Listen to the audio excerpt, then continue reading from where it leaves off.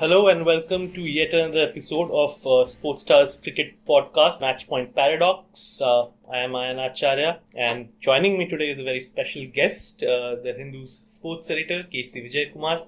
Welcome to the show, sir. Thank you, Ayan. So we are recording this podcast just a few days after Madhya Pradesh beat Mumbai by a convincing margin in Bengaluru to lift its maiden Ranji Trophy title. So, if you could kindly begin by recapping the action from the 5 days. It was a very interesting final. It was pitting Mumbai or Bombay versus Madhya Pradesh. And in terms of history, if you look at history, it's always Bombay. 41 titles, huge legacy, and the ability to win when they boxed into a corner, and which they did once against Karnataka and Mysore in a final in which, they were the large part they were doing, trying to catch up. And on the final, they flipped it and they won. Of course, it was a final marked by a lot of bad behavior. And of course, Manish Pandey's splendid batting and a great catch he took. But eventually, Bombay won. And so the record books will only show that. It won't show whether Manish took a catch or scored 100 or there was a bit of bad behavior, from both teams and spectators got involved and all that. But the record books will say Bombay won. And that's how it's always been. So even when I went for the final, I thought, okay, MP is coming with a lot of momentum because of what they did to Bengal.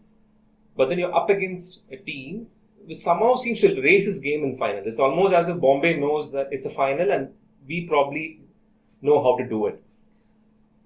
So the day one and the day two, as it went along, I thought 374 was a decent score on that pitch. And you're talking about a ground which, it kind of bucketed down a couple of days back on a Sunday when the T20 was washed out. But then it didn't rain those days. It was overcast. It was gloomy. And I remember the first day the sun came out after the draw of stumps. But I thought Bombay did reasonably well. And then to get to 374 was a challenging total. But I think what has probably gone wrong, we talk about Bombay's history all along, or Mumbai's history all along, is that Mumbai always wins riding on batting. Because we always speak about this Bombay school of batsmanship, which threw up so many greats, Ayan, Gavaskar, Rensakar, Tendulkar, then, the Manjrekars, the Kamblis, the Sandeep Patels, Wasim Jafars, now the Rohit Sharma, and so many more. So we always are fixated with the fact that Bombay throws up real quality batsmen. And somehow they've always prospered on their batting to win titles. You don't really speak about Bombay bowlers off the hat. You always speak about Bombay batting. 74 was decent, but what happened was, and Sarfaraz was brilliant. The 100 he scored was outstanding.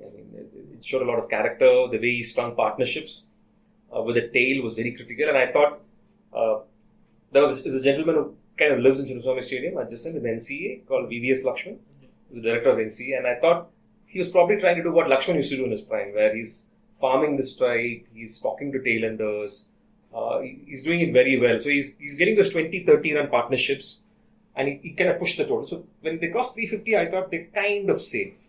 All of us in the press box thought they're kind of safe. But then MP surprised all of us. Not exactly a surprise. They did very well to get there. But the kind of batting they did, Yash Dubey and Shubham Sharma and Rajat Patidar, 300s. And that was massive. The 162 run lead is massive because, and what you should understand is, in a final, in a knockout game, scoreboard pressure is something very significant. So when that if the match ends in a draw, it's the first innings lead that will determine the winner, Bombay is up against it, right? And then so 162 run lead taken by MP was a huge burden on Bombay. And I thought Bombay's bowling was a bit all over on the third day when I think Shubham and Yash Dubey had a 222 run second wicket partnership. They were not focused enough. They were not able to build pressure. There was a boundary ball almost every over, right? Then you had the case of Rajat getting out of a no ball in the 50s, right? And of course, there were a couple of LBW appeals. So you could probably say maybe this could have gone in Bombay's favor, Mumbai's favor, whatever. But it happens. It's part of the game. I just thought Mumbai let the game drift on Wednesday, and they were a bit clueless. And once MP went past them, and Rajat was outstanding. And I think I've seen quite a bit of batting in this game. I've seen Sarfaraz stun. I mean, there were obviously 4 centurions: Sarfaraz, Yash, Shubham, and Rajat. And I think Rajat's batting was top drawer. I mean, Sarfaraz was chutzpah and character and all that stuff. Shubham was pleasing on there. Yash also was good. But Rajat has enough time on his hand to play shots, which is phenomenal. I mean, I would say the quality of a great batsman is you have no clue. You just walk into a ground or you're just on the TV, you're watching the batsman play. You don't even know whether he's on 0 or 100, you know. And there was a certain calmness to him. I mean, you can't even figure out what his score is unless you look at the scorecard. Because sometimes when a batsman is shaky, you think, okay, he's just coming. He's just trying to settle in. Sometimes when a batter is scoring those big runs, you think, okay, he or she is crossed at 50 or 100. With Rajat, the vibe is always the same. You know, what he is in the beginning is what he is at the end. So MP did well to get the 162 out of the way. And then Bombay had to do the catch-up. You know, Bombay had to erase the deficit, A, B, set a target, and then bowl out MP on the last day. And of course, the last day the pitch offered some turn and bounce. There was a bit of grip. Now the fourth day there was a bit of a rain, so the pitch was juiced up. All that was there, and I thought Mumbai did well on the 4th day evening. I think because they went for quick runs, so they were losing wickets, but they're trying to erase the deficit from 162. They're bringing it down. And they went past the next day. But I think the problem was they kept on losing wickets. So they couldn't go beyond that 108 target. I think if the target was probably 200, and come to think of it, MP lost 4 wickets. So if it's 200, it would have been even more iffy for MP. You know, it could have been this way, that way. But at the same time, I want to point out this. Sometimes, as I said, we look at Mumbai and Ranji Trophy and there's a huge legacy, massive reputation.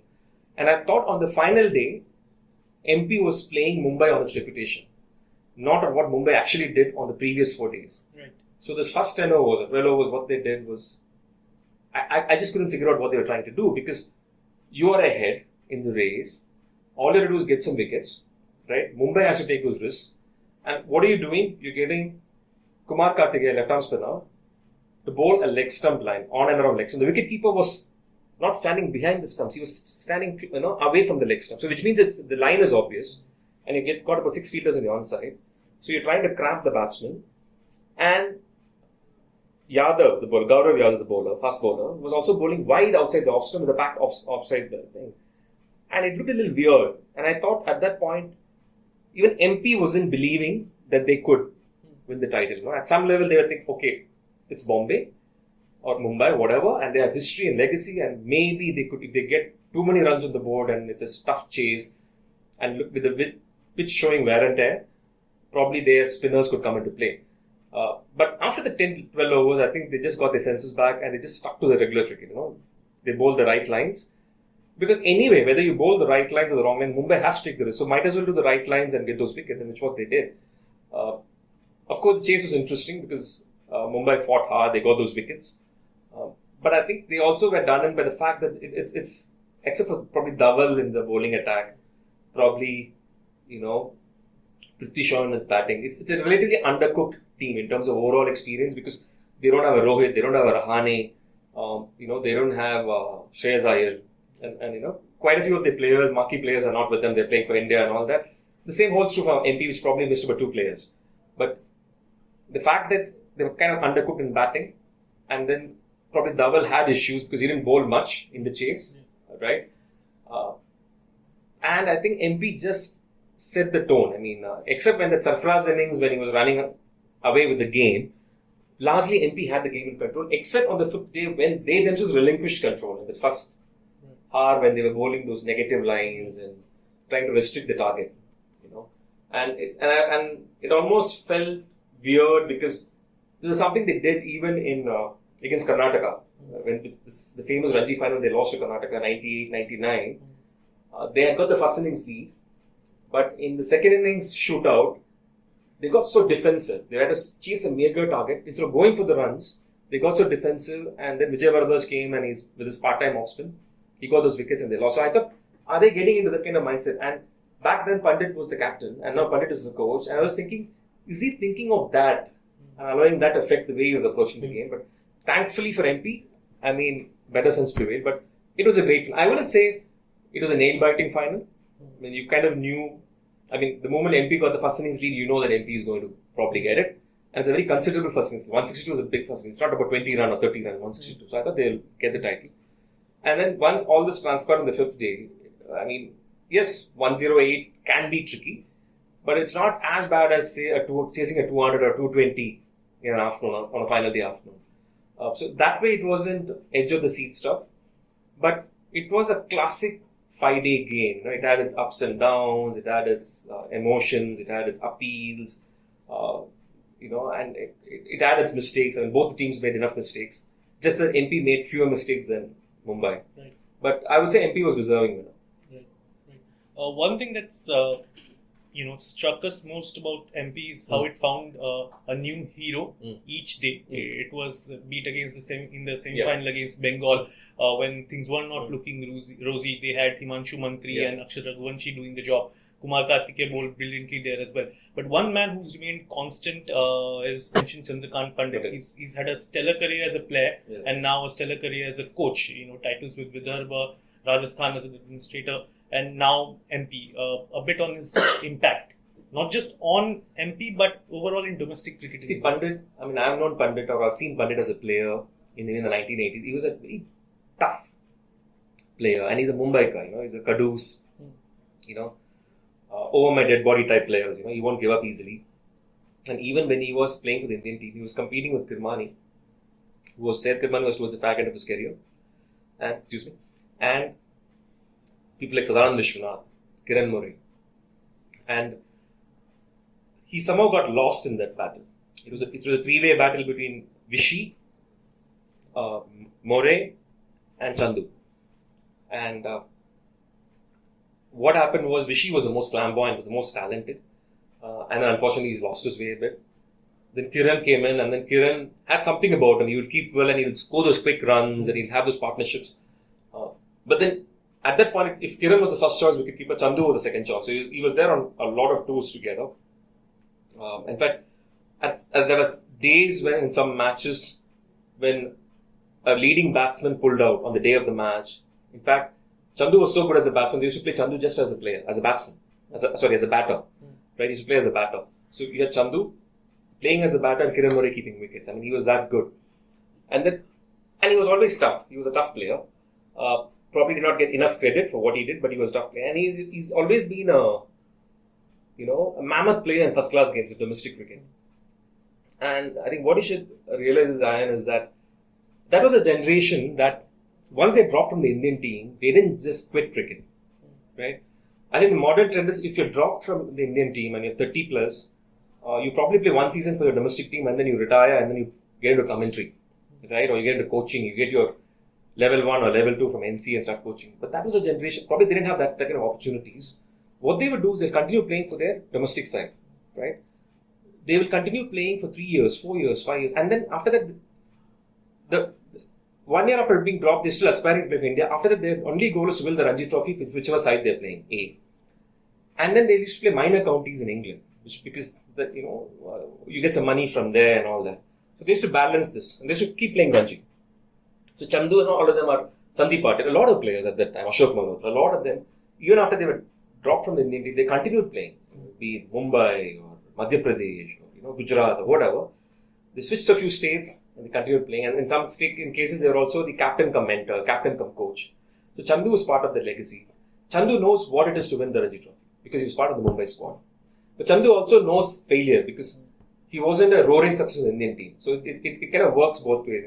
You're a big guy with the Mumbai team, but at the national level, you're not able to replicate it that much, though people respect you. And I think this is his way of, giving it back to the game. I mean, which has given him so much. And he's been outstanding. He may seem very grumpy. I mean, I remember the final when those camera was panning close to him, he was just sitting quiet, holding one small tiny towel. His face was impassive. I mean, there was no, emotion on his face, except when he's whispering to one player to pass a note to the captain, Srivastava. Otherwise, he was very impassive and all that. But he's a very solid coach. He knows, as a player, he knew how to win the Ranji Trophy. And as a coach, he knew how to win the Ranji Trophy. I mean, to win with Bombay, to win with Vidarbha, and now to win with MP. And also to be linked to the Rajasthan when they won. So he ticks those boxes. He exactly knows how a Ranji Trophy is played out, the long season, the first innings leads, what clicks or what doesn't. And then he's played on most grounds as a domestic player. So he knows, those grounds. He knows people in those grounds. Sometimes all that inside info helps you, and I think what happens in a team like MP is it really doesn't have a bona fide superstar, right? Okay, Rajat is probably early days for him, but I'm just saying maybe one day he may become a superstar. But in a very emerging team, all of them will look up at the coach because for them it's Chandrakant Pandit, former India player, Mumbaikar, has won Ranji Trophy with Mumbai, has led Madhya Pradesh in a losing final, has led so many teams as coach and got them the Ranji thing. So for them, he's a demigod. So for them to imbibe what he says is relatively easy because at one level you're awestruck with him. Right. So they are like sponges that absorb whatever he tells them. So I think it also helped him that way to be there. It is almost like, I don't know whether it's the right thing to use. It almost becomes like a football unit where the coach is more superior to the captain. So even when Madhya Pradesh won, but reflexively all of us were giving credit to Chandrakant Pandit or Chandu Pandit. We were not entirely giving credit to Srivastava. But that's the kind of legacy this man has. Right. Probably Mumbai had won, I don't know whether we would have given so much credit to Aman Muzumdar. Probably would have split it between him and Prithvi. Right? But if you see the coverage or the way it panned out on television, on social media, Ashwin put out a tweet, Chandrakant Pandit, that's all it is, or whatever, right? Yeah. It's like, it's him. It's this one man, trying to make amends for the 99 loss to Karnataka as the MP captain and his desire to get MP across the line. So, his contribution is phenomenal and he watches every ball. He's very, very clued in. And it helps that he's a domestic stalwart and it really helps. Right. What does this MP victory do for the landscape of domestic cricket in India? Last 5 seasons, you've had Vidarbha winning the title, Gujarat won it in 2016-17, now MP. Does it tell you that domestic cricket in India is in the pink of its health, as good as it has ever been? See, there are two things here. I mean, it's in terms of awareness. I mean, what has happened is earlier, probably during my boyhood days, it's just Tamil Nadu, Karnataka in the south, maybe a bit of Hyderabad, and then you have Bombay, Delhi, the famous rivalry, Bengal, and that's about it. And sometimes you have the off-season Railways does well because Railways used to source players from different states because they're railway employees, like Murali Karthik used to play for them and all that. But these were the main, the states driven by the metros, the primary metros, Delhi, Bombay, Madras, Calcutta, Bangalore.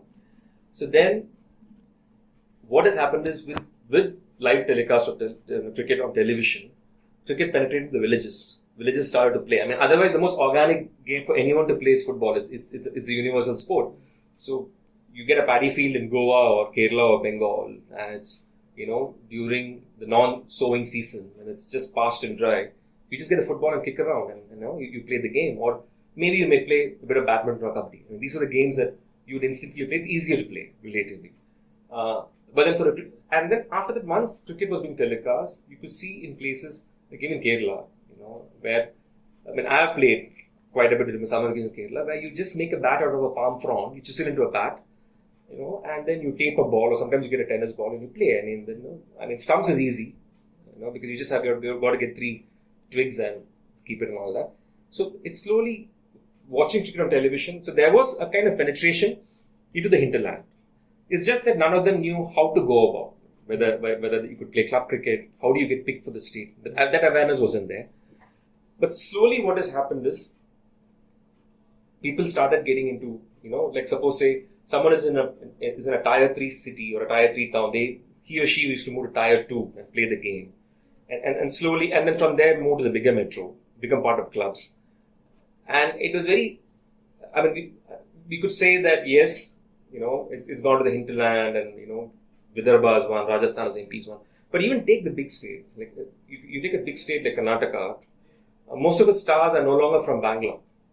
KL Rahul is from Bangalore. Sunil Joshi used to be from Gadag, right? Vijaya Kumar is from Davangere. Javagal Srinath is from Mysore. you look at the team. Of course, Manish is from Uttarakhand, then he settled in Bangalore. But even you look at a state like Karnataka, they're no longer coming from Bangalore. Okay, now right now all the players live in Bangalore, but the roots are Gadag or Mysore or Davangere or Mangalore or Hubli or whatever, right? So the same thing's happening in Tamil Nadu. You have T. Natarajan from Salem, not even Salem. Salem is a tier 2 or tier 3 town or city. He comes from a village which is away from Salem, right? And for him to break through it, what has happened is the base is widened. The number of people playing cricket in the country is widened, right? Because of access. One is being inspired by what they see on television. Two is the desire or the belief that they can play for India, they're good enough. If not for India, at least an IPL team. If not for IPL, at least a Ranji side, right? And it also helps that you have domestic heroes breaking through, like a Dhoni from Ranchi, a Praveen Kumar from UP or a Raina from UP, right? So some of them coming in, and so everyone thinks, okay, if he or she can do it, I can do it, right? And we should also give credit to the BCCI for the talent resource development system, TRDO, system they had. Initially headed by Vengsakar, and Makaran Vainakar helped them. They had a database in NCA, and they were monitoring players in different parts of the country through different coaches. And the NCA also standardized coaching level practices across the country. So largely the coaching standards across the country is standardized. What you get coached in Ranchi is what you get coached in Bombay too, right? Maybe you have lesser grounds in Ranchi, but the coaching standards, yardsticks are the same. There's a bit of a standardization that helps them. So when they move to the bigger cities, they're not in a state of shock because they're already aware of these techniques, right? They're not seeing a bowling machine for the first time in their lives. They're already used to it because in the zonal academy, state academy, you have these facilities, right? So you got to give the devil its due. So you got to give the BCCI its due. I mean, what they've done is phenomenal. The way they've spread the infrastructure. So what happens is when the base widens, and it's also the thing is a lot of these players, state players, if they, even if they're not being picked for the Indian side, they play for IPL. They're rubbing shoulders with Steve Smith or earlier the Rajasthan Royals, the Swapnil Asnatkar from Goa rubbing shoulders with Shane Warne. He's coming from a tiny state like Goa, but in the IPL, that particular season he was brilliant. Because suddenly you think you belong. So I think that's also helped. And the victories of these, if you can call them tiny domestic teams like MP or UP or Rajasthan or whatever. I'm not talking about their size, but in terms of their legacy in Ranji Trophy, it augurs really well for Indian teams because earlier we were just driven by metros, right? You just pick the players from metros, but if you can have an Natarajan from Salem, a Dhoni from Ranchi, or someone in Bengal who's not technically from Calcutta, but he's someone from up north, it really helps.